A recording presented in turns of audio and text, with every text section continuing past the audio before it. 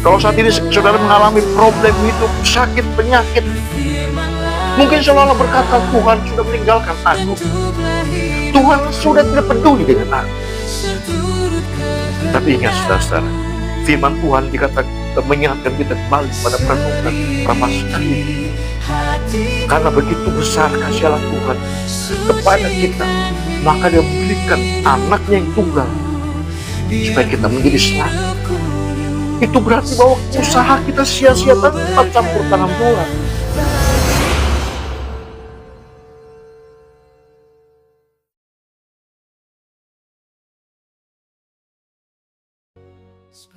Salam Bapak Ibu Saudara, sahabat SOG Ministry yang saya cintai dimanapun Anda berada, dan salam persekutuan tubuh Kristus. Dan puji Tuhan, pada hari ini kita bertemu kembali di dalam program Renungan Firman Tuhan. Memasuki minggu-minggu sengsara ini, kita akan merefleksikan hidup kita. Sebenarnya untuk apa sih hidup kita ini? Apakah hanya sekedar memperoleh sesuatu berkat itu dan lalu kita sudah selesai sampai di sana? Ada banyak orang yang merasa kehilangan, begitu sedih, begitu kehilangan, apalagi kehilangan pacar sebagai mengemudi, begitu sangat sedih. Dia bisa tertawa sendiri, marah sejadi-jadinya. Kenapa bisa begini? Kenapa si James bisa begini sama saya? Saya sudah menyerahkan semuanya untuk dia. Baru jadi pacar sudah menyerahkan segala sesuatunya. Pertanyaannya, pernahkah saudara menangis sejadi-jadinya manakala di dalam hidup saudara merasa ada yang kosong? Suatu pribadi yang memperhatikan saudara, sosok pribadi yang sangat peduli dengan saudara. Mungkin saudara tidak melihat, tapi kalau saudara peka sebagai anak-anak Tuhan, tentunya akan mengalami satu chemistry yang luar biasa, bahwa ada Tuhan di dalam hidup kita. Seringkali kita kehilangan Tuhan, seringkali kita merasa tidak ada Tuhan dalam hidup kita, kita kan biasa-biasa saja. Tapi coba kehilangan mobil, kehilangan apapun itu, saudara akan menangis sejadi-jadinya dan kalut sejadi-jadinya. Oleh sebab itu saudara-saudara, karena begitu besar kasih Allah akan dunia ini, maka Ia mengaruniakan anaknya yang tunggal. Pengorbanan apalagi yang kurang dari Tuhan kita untuk menghimpun kita sebagai umatnya, asal kita mau masuk dalam tabernakel Tuhan, masuk dalam rumah Allah, menjadi persekutuan di dalam tubuh Kristus. Maka di situ ada jaminan pemeliharaan dari Tuhan. Orang yang kita kasih boleh meninggalkan kita. Pekerjaan yang kita sayangi bisa meninggalkan kita. Tetapi satu pribadi yang tidak pernah meninggalkan kita dan tidak pernah mengingkari janjinya adalah Yesus Kristus. Suka atau tidak suka, saudara dalam pantauan Dia. Tapi seringkali kita yang melepaskan dari kasih karunia itu, sehingga hidup kita tidak merasakan ada kehadiran Tuhan dalam hidup kita. Melalui momen ini, mari kita akan belajar untuk mengerti kasih yang sesungguhnya yang diberikan oleh Tuhan kepada kita, yaitu melalui anaknya Yesus Kristus. Di dalam Yohanes 3:16, karena begitu besar kasih Allah akan dunia ini, sehingga Ia mengaruniakan anaknya yang tunggal. Coba bayangkan, harta yang sangat berharga, taruhannya nyawa, pengorbanan yang luar biasa yang tidak bisa diberikan oleh siapapun di dunia ini. Oleh karena Tuhan tahu akan kelemahan kita, Tuhan tahu bahwa usaha kita sebagai manusia tidak mungkin dapat memperoleh keselamatan. Oleh semata-mata oleh karena anugerah Tuhanlah, Dia rela dicaci maki, Dia rela difitnah, Dia rela disesah, Dia rela dihajar, Dia rela dilukai. Karena Dia menanggung dosa kita yang tidak mampu kita ini untuk menghadap hadirat Tuhan. Oleh karena kita melewati pintu gerbang melalui Tuhan Yesus Kristus, kita masuk dalam halaman kemah suci, halaman tabernakel itu, sehingga kita mengenal korban Kristus. Kalau saudara mengerti tentang pengajaran tabernakel yang Tuhan perintahkan kepada Musa, mengandung pengetahuan rohani yang luar biasa. Memang kita tidak dalam zaman Taurat lagi, tetapi pengertian itu sungguh dahsyat buat kita. Seringkali kita mengabaikan menganggap kita sudah mampu. Sehingga kadang-kadang kita untuk melepaskan berkat sedikit pun untuk orang lain, kita enggan dan kita berkata, ini berkatku. Kamu sembahyang dulu baru dapat berkat. Ini bukti saya sering sembahyang maka saya berkat saya banyak. Semua oleh karena kasih karunia Tuhan. Kita tidak perlu menghakimi sesuatu dengan yang lain. Tetapi saudara-saudara, Tuhan mengajak pada kita, karena begitu besar kasih akan dunia ini, sehingga Dia mengaruniakan anaknya yang tunggal, menjadi penebusan bagi kita. Kita mengingat akan pekerjaan Tuhan yang diberikan kepada Musa supaya membangun tabernakel. Maka seseorang yang ingin kalau masuk ke dalam kemah suci dalam persekutuan orang kudus, persekutu dengan Tuhan, ada jaminan pemeliharaan, dia harus melalui pintu gerbang itu. Siapa pintu gerbang itu? Digambarkan sebagai itu Tuhan Yesus Kristus yang berdiri di pintu gerbang. Ada firman Tuhan katakan, lihat aku berdiri di muka pintu, barang siapa aku mengetuk dan barang siapa membuka, aku akan masuk bersama saya dan makan. Artinya ada persekutuan yang hangat dengan Dia. Oleh sebab itu, kalau saudara-saudara saat ini mungkin merasa kebal dan tidak merasakan kenapa Tuhan kok jauh dari saya. Bukan Tuhan yang menjauh, tapi hidup kita lah yang seringkali menjauh dari Tuhan. Mungkin dengan berkat kita bisa menjauh dari Tuhan. Mungkin dengan diizinkan Tuhan tiada berkat kita bisa menjauh dari Tuhan. Saya kesaksian bahwa Tuhan bisa memelihara kita dari apapun itu. Dari pohon-pohon yang di samping kanan kiri kita yang tanpa kita perhitungkan, bisa Tuhan izinkan untuk memelihara kita. Karena apa? Kita merasakan dekat kehadiran Tuhan dalam hidup kita. Kalau saat ini saudara mengalami problem hidup, sakit, penyakit, mungkin seolah-olah berkata, Tuhan sudah meninggalkan aku. Tuhan sudah tidak peduli dengan aku. Tapi ingat saudara-saudara, firman Tuhan mengingatkan kita kembali pada perenungan Prapaskah ini. Karena begitu besar kasih Allah Tuhan kepada kita, maka Dia memberikan anaknya yang tunggal supaya kita menjadi selamat. Itu berarti bahwa usaha kita sia-sia tanpa campur tangan Tuhan. Saudara yang saat ini mengalami sakit, lumpuh, sehingga hidup saudara seperti terbelenggu di tempat tidur saat ini. Percayalah, ada aliran air kehidupan, ada Roh Kudus yang mampu membabat saudara.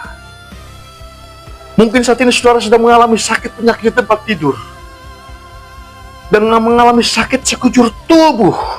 Ingat, darah Yesus Kristus mampu, bilur-bilur Tuhan Yesus melalui minggu-minggu kesengsaraan ini. Rasakan jamahan Tuhan. Air matamu tidak akan sia-sia. Kita percaya, kita sepakat pada hari ini Tuhan akan lepaskan belenggu itu. Pegang bagian saudara yang sakit saat ini.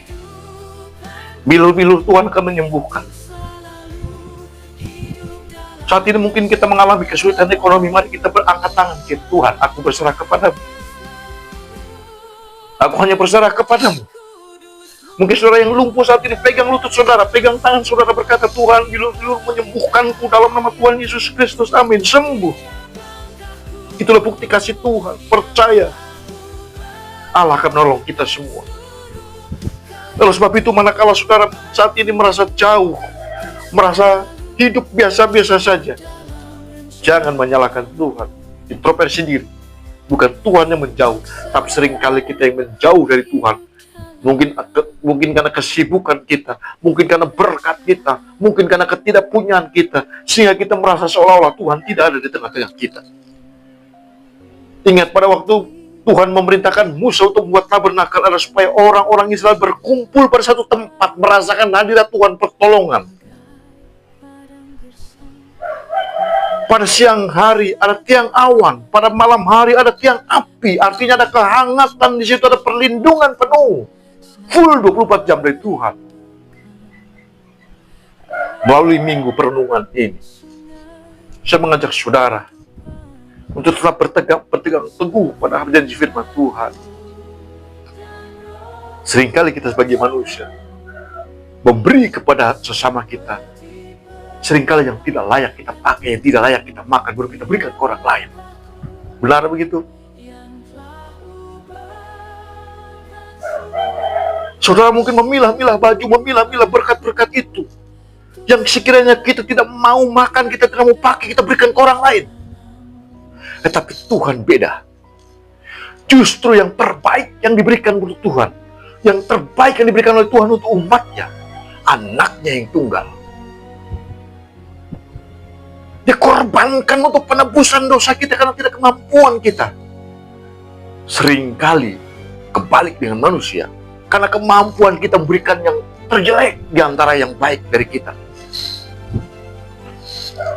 Mari kita sama-sama merenungkan diri kita masing-masing. Benarkah pelayanan kita dapat Tuhan? Benarkah berkat yang kau terima dari Tuhan ini benar kau salurkan untuk orang lain yang membutuhkan? Atau hanya untuk keperluanmu sendiri tanpa mementingkan orang lain? Seringkali kesombongan menghancurkan semuanya itu. Sementara Tuhan ajarkan kita memberi yang terbaik dari hidup kita. Kita masuk pintu gerbang. Di situ ada pertama masuk halaman ada mezbah korban bakaran. Kita diajarkan untuk mempersembahkan yang terbaik dari hidup kita. Bukan seringkali kita berkata berkorban tapi hanya untuk diri kita. Bukan kita yang kita koreksi untuk korban yang terbaik buat Tuhan. Seringkali orang memakai ayat berkorban untuk kepentingan perutnya sendiri. Tapi sesungguhnya dalam kemah suci tabernakel itu berbicara adalah persembahan yang terbaik dari kita untuk Tuhan. Mari kita sama-sama belajar. Mari kita sama koreksi diri, introspeksi diri. Tidak ada orang yang baik kecuali sedang belajar baik. Tidak ada orang yang suci kecuali belajar suci. Tidak orang benar-benar mengampuni, dia sedang belajar mengampuni. Kita semua belajar mengasihi, mengampuni, memberkati. Dalam pelayanan SOG Ministry Persekutuan Tubuh Kristus, kita sebisa mungkin dijunjung tinggi antara satu dengan yang lain. Tidak ada hubungan antara bos dan tuan, bos dan hamba. Semuanya adalah hamba di hadapan Tuhan. Makanya saya mengajak yang tergabung dalam SOG Ministry, mari kita tanamkan dalam hati kita. Tidak ada hubungan bos dan anak buah. Yang ada adalah kita semua hamba di hadapan Tuhan. Jadi masing-masing bahu-membahu seperti kemah suci. Seperti papan-papan jenang itu. Diikat, dipasak. Disatukan satu dengan lain. Supaya tidak ada celah. Masing-masing menghargai kekurangan dan kelebihan. Mari saudara-saudaraku yang sakit, saudara jangan minder. Mungkin ada saudaramu yang sudah menghakimi karena engkau kurang berdoa dan sebagainya. Terimalah itu dengan ucapan syukur. Jangan marah kalau orang berkata bahwa kamu sakit karena kurang berdoa dan sebagainya. Kita kembalikan lagi pada Tuhan. Tuhan, inilah hidupku. Aku tidak mampu menghadapi semua ini sendiri tanpa kekuatan. Kita akan respon kasih Tuhan ini dengan baik dalam hidup kita. Karena begitu besar kasih akan dunia ini sehingga ia mengaruniakan anaknya yang tunggal supaya barang siapa percaya kepadanya tidak binasa melainkan boleh hidup yang kekal. Kita raih tiket itu, hidup yang kekal itu. Mari kita bergandengan tangan satu dengan yang lain membangun persekutuan tubuh Kristus. Supaya yang sehat membebat yang sakit. Semua masing-masing mempunyai tanggung jawab di hadapan Tuhan. Engkau yang pelayanan di desa-desa, engkau pelayanan di kampung-kampung, engkau yang pelayanan di kota-kota, mari kita bersinergi satu dengan yang lain. Karena sejatinya, semua di hadapan Tuhan itu sama.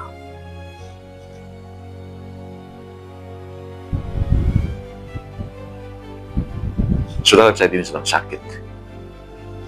Dimanapun sakit saudara saat ini, mari kita terima korban Kristus. Kita renungkan pengorbanan Tuhan Yesus Kristus di hidup kita. kita raih tiket itu, keselamatan itu, kesembuhan itu. Saat ini saudara mungkin yang sedang sakit, paru-paru menahun, diabetes, lumpuh, tuli, semuanya, ayo kita bersatu hati, bersepakat, Tuhan akan jamah saudara. Nikmati, rasakan jamahan Tuhan melalui bilur-bilur Tuhan Yesus Kristus yang mati cuma-cuma buat kita. Jangan sia-siakan itu berlalu dari hidup kita. Kiranya Tuhan memberkati kita semua. Di pelayanan SOG, itu kami menjangkau jiwa-jiwa yang tidak tersentuh oleh mimbar. Begitu banyak di sekeliling kita. Anak-anak yang tidak merasakan kasih sayang. Baik anak-anak secara jasmani maupun anak-anak secara rohani. Seringkali usia boleh tua, tapi seringkali dia masih kanak-kanak rohani, dia perlu bimbingan. Tapi tidak ada yang mau mendekat, sehingga merasa minder. Aku seperti ini, tidak mungkin aku bisa ke gereja, Om. Ingat. Oleh sebab itu, SOG hadir di tengah-tengah masyarakat kita. Membantu saudara-saudara kita supaya terlepas, terbebas, merasakan kasih Tuhan yang luar biasa.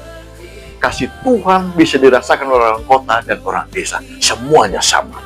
Itulah persekutuan tubuh Kristus. Bagi saudara mungkin yang terbeban untuk membantu pelayanan SOG, silakan saudara bisa menyalurkan melalui saluran-saluran yang sudah kami sediakan di channel YouTube ini, atau di website. Nanti saudara bisa juga lihat di website kami. Selain divisi untuk pelayanan orang-orang kaum marginal dan sebagainya, kami juga punya divisi pelayanan musik. Semuanya bekerja sama. Ada kolaborator yang begitu sepenuh hati menghibahkan karyanya untuk memberkati saudara-saudara kita. Jadi kami memfasilitasi para kolaborator dari berbagai macam denominasi gereja. Kami tidak memandang denominasi gereja. Karena bagi kami semua adalah saudara kami dalam satu pelayanan. Orang yang terlibat dalam pelayanan tanpa membedakan perbedaan, tidak memandang dan harus memandang penuh persekutuan tubuh Kristus, itulah yang kami rangkul. Ayo kita sama-sama berjuang. Ayo kita bersama-sama. Saudara berkata mungkin, oh saya tidak bisa bikin lagu untuk musik. Oh saya tidak bisa untuk bikin artikel dan sebagainya. Saudara mungkin bisa dengan harta saudara, bisa dengan berkat saudara sisihkan. Nanti kami salurkan dan kami akan bertanggungjawabkan. Kami akan share semuanya. Karena ini pelayanan bersama. Di SOG Ministry bukan satu sumbernya. Bukan satu yang dikatakan pemimpin dan sebagainya. Tidak, karena kami sama statusnya. Tidak ada tuan dan bos. Tidak ada tuan dan hamba di dalam SOG. Semuanya adalah hamba. Kita semua sedang belajar mengasihi, mengampuni, memberkati. Salam persekutuan tubuh Kristus, dan kiranya Tuhan jamah semua sakit saudara. Haleluya.